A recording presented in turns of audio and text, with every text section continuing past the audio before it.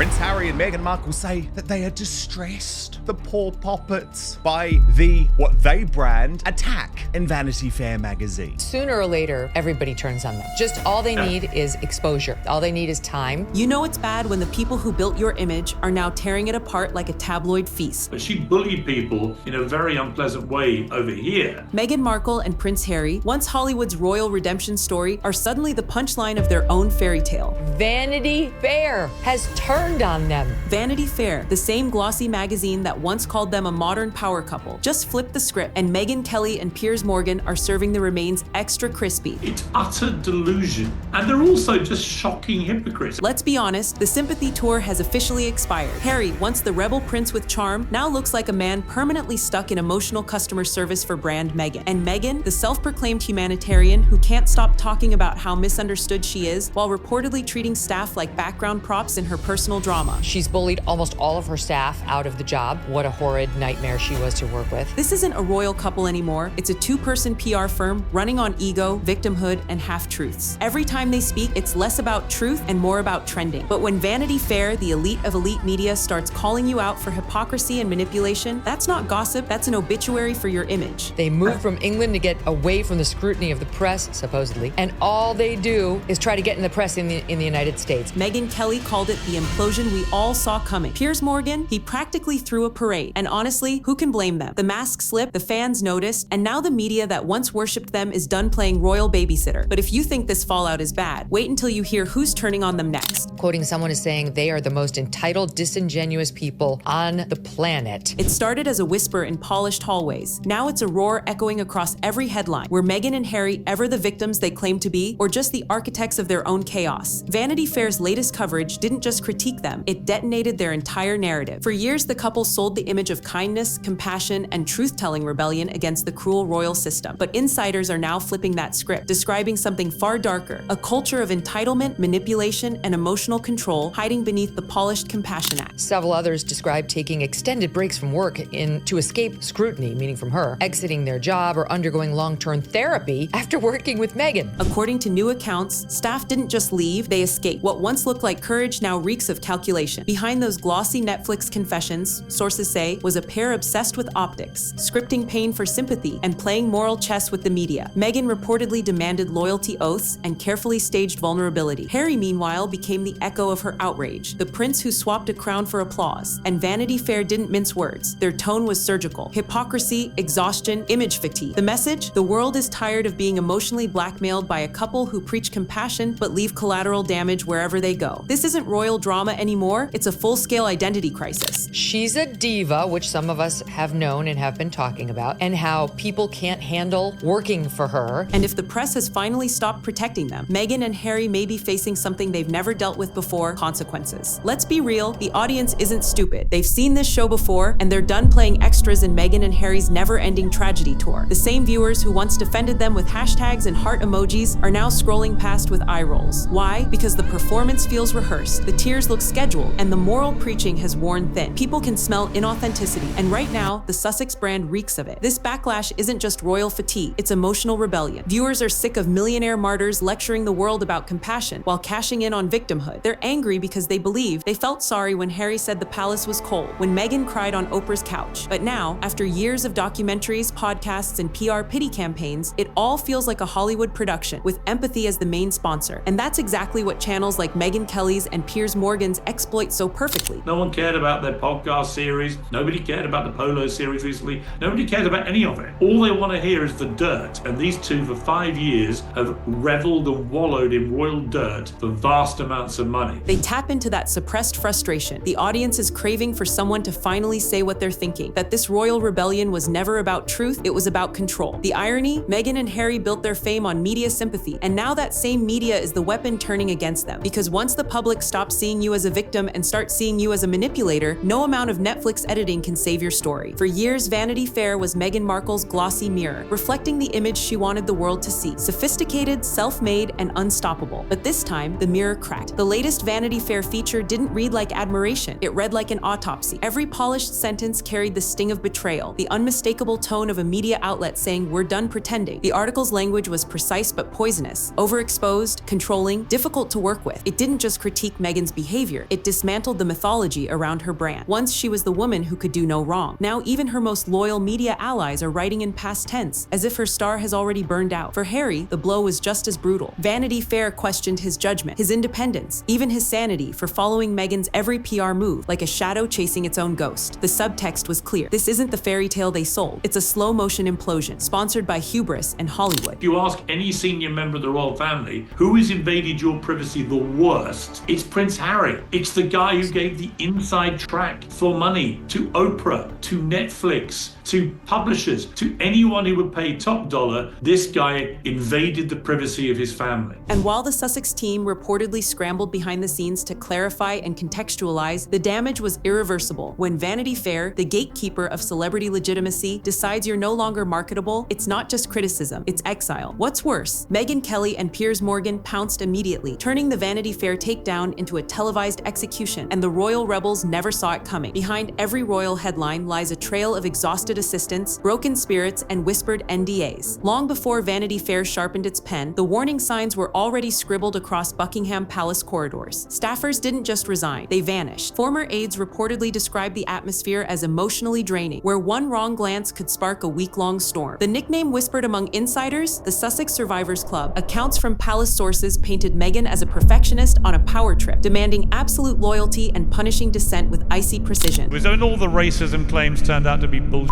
the mental health claims were bullshit, all of it was bullshit, designed to damage and attack the royal family, the monarchy, and all of it, and it made me puke. Meetings that should have lasted minutes turned into emotional interrogations. One aide allegedly confessed to crying in the car before work, terrified of what new chaos awaited. These weren't rogue voices, they were the very people once tasked with protecting the couple's reputation. Harry, meanwhile, seemed lost in the fog, torn between defending his wife and watching his royal bridges burn to ash. Those who tried to reason with him say he'd already chosen sides, shutting out anyone who didn't echo Meghan's narrative. The palace, once known for discretion, became a battlefield of leaks and counter-leaks. And yet every claim of bullying or cruelty was brushed off as misunderstanding or cultural clash. But behind those polished statements lay real wreckage. Staff who walked away scarred, reputations shattered, and careers derailed, because while Meghan and Harry preached kindness to the world, those closest to them were quietly trying to survive it. Royals don't talk to them. The king does not talk to his own son. None of the senior royals talk to these two. They are total pariahs in the family, because the only currency they have is trashing the royal family and the monarchy. And every time they try and do something else, nobody cares. Once upon a time, Prince Harry was the royal rebel the world adored, the soldier, the joker, the wild heart with purpose. But somewhere between palace gates and Hollywood mansions, that man vanished. What's left now is a prince who looks like a permanent guest in his own life, trapped inside the brand he helped create but can no longer control. Every public appearance feels scripted, every smile rehearsed, like a man trying to remember why he started this war in the first place. Insiders say Harry's transformation isn't just sad, it's tragic. He walked away from duty for freedom but found himself bound by a different kind of chain: image management. The man who once mocked the press now lives by its validation. Each interview, every docu-series, is another confession dressed as content. Raw emotions serve to an audience that stopped feeling sorry. His rebellion has become routine, his anger predictable. These two will sell anything about their privacy, and yet they'll fight privacy battle after privacy battle. It's total I don't hypocrisy. agree with What's worse, his credibility has evaporated. When Harry accuses the media of cruelty, people now roll their eyes, because his Netflix lens is no less ruthless. The irony is brutal. He fought to protect his family's privacy, then sold it for views. Megyn Kelly calls him the lost prince of California. Piers Morgan, the world's most expensive yes man. And both might be right, because the crown Harry threw away isn't the tragedy. It's that he no longer remembers who he was before Megyn rebranded. When Megyn Kelly and Piers Morgan enter a story, you know the gloves are off. And this time, they didn't just criticize Megyn and Harry, they torched them. Kelly, with her calm, icy precision, dissected Meghan's compassion persona, like a surgeon exposing a fraud. She called out the contradictions, preaching empathy while allegedly terrorizing staff, claiming media trauma while constantly chasing another camera. It wasn't gossip, it was a televised dismantling of the Sussex brand, one quote at a time. Never complain and never explain was the late Queen's motto for royal PR. For Harry and Meghan, it's more a case of never reign and never abstain, especially when it comes to nauseating self-publicity, which invariably backfires. Then came Piers Morgan. Less scalpel, more sledgehammer. He's been Meghan's loudest critic for years, but this time, his fury had fuel. Vanity Fair's turn gave him ammunition to say what he'd been hinting all along, that Meghan and Harry aren't victims, they're manipulators. He mocked Harry's self-pity, ridiculed Meghan's endless interviews, and delivered the kind of one-liners that explode across social media. She's turned playing the victim into a full-time career, he sneered, and clips of it went instantly viral. Together, Kelly and Morgan created a perfect storm. Credibility meets chaos. Their combined takedown wasn't just a roast, it was cultural catharsis for millions who'd grown weary of the royal pity parade. For once, mainstream voices weren't afraid to call out what the public had been whispering, and as their segments racked up millions of views, one thing became clear. Meghan and Harry weren't just losing control of their narrative, they were losing the audience too. The comment sections tell the story better than any headline. The tide is turned, and it's turning fast.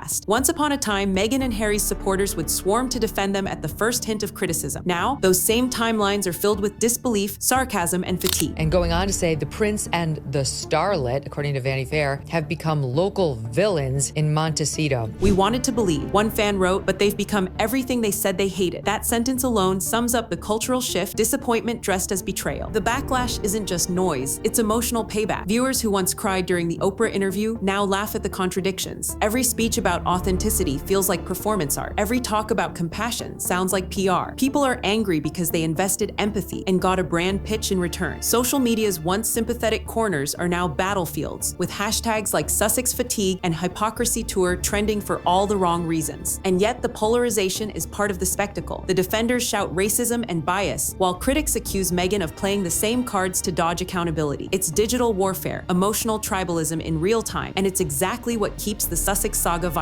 Even silence becomes a statement. Megyn Kelly and Piers Morgan don't have to do much now. The crowd is doing it for them, because once the public decides you're a performance instead of a person, every apology sounds scripted, and every headline feels like karma collecting its due. Before you gave up any royal duty, but wanted to have your royal cake and eat it by keeping your title so you could exploit them and make gazillions of dollars in America to the highest bidder. And what do for that money? You trash your family endlessly, and you're going to keep doing it, as does your wife, who trashes her own family, most of whom she's disowned. For a couple that once dreamed of ruling Hollywood, Meghan and Harry are finding out that fame without favor is a lonely kingdom. The same stars who once gushed over their courage have suddenly gone quiet. No more front row invitations, no more glowing celebrity shoutouts. Word around the industry is that aligning with the Sussexes now feels risky. Too much drama, too little payoff. The sparkle has turned into static. Sources in LA whisper that big studios are weary of the chaos. The Spotify deal collapsed. Netflix is reportedly reevaluating future projects, and major agencies have grown hesitant to attach their names to the controversy duo. Even award show producers, once eager to showcase them, allegedly prefer safer, less polarizing faces. Hollywood doesn't cancel loudly, it ghosts politely. And right now, Meghan and Harry's phones are full of unread messages that'll never be returned. The irony? This was the empire Meghan wanted to rule. The red carpets, the brand deals, the glossy magazine covers, but Hollywood's love has conditions, and one of them is consistency. The couple's constant victim narrative doesn't sell anymore. In a town that worships reinvention, they stayed stuck in confession mode. As Megyn Kelly quipped, Hollywood doesn't do pity, it does profit. And Piers Morgan put it even sharper. When even Hollywood stops clapping, you know the act's gone stale. The applause has faded, the spotlight's moved on, and this time, no interview can bring it back. Meghan Markle has gone back to live in California, and she's living the life she probably wanted all along. Yes. A life of unparalleled luxury and riches that she got by marrying a handsome British prince. So here we are, the curtain falling on the royal rebellion that turned into reality TV. Meghan and Harry once promised truth, compassion, and change. What they delivered instead was a never-ending soap opera where every act feels more desperate than the last. Vanity Fair may have started the fire, but Megyn Kelly, Piers Morgan, and millions of fed-up viewers just fanned the flames into a cultural inferno. The world isn't watching with sympathy anymore, it's watching with popcorn. And yet, just when you think you've seen it all, the story takes another turn. Because while the media tears down the Sussex image, a far older, more buried chapter of Meghan's past is suddenly coming to light, one that's got royal insiders whispering and Hollywood pretending not to look. Let's just say, a certain aristocratic truth teller recently dropped never-before-seen photos that could rewrite everything we thought we knew about Meghan's pre-royal life. If you think this Vanity Fair scandal was explosive, the next revelation will leave your jaw on the floor. You need to see what's being said and shown about the yacht girl years that Meghan never wanted you to know existed. So don't move a muscle, stay right here and binge the next video, because this royal storm is far from over. You're watching Star Spotlight, where truth burns brighter than fame. Now click play and let's finish what we started.